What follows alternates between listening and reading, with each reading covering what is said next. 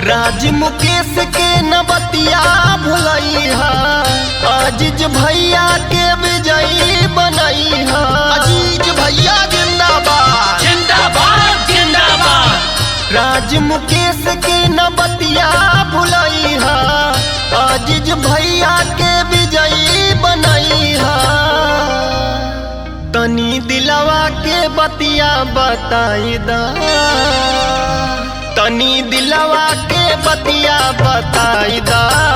अब की परधान अजीज अहमद के भैया जिताई दा। अब की परधानी ई परधानी भैया ई परधानी, ई परधानी भैया ई परधानी। अब की मंगुआ से विजयी बनाई दा, अब की मंगुआ से विजयी बनाई दा। अब की परधानी अजीज अहमद के भैया जिताई दा।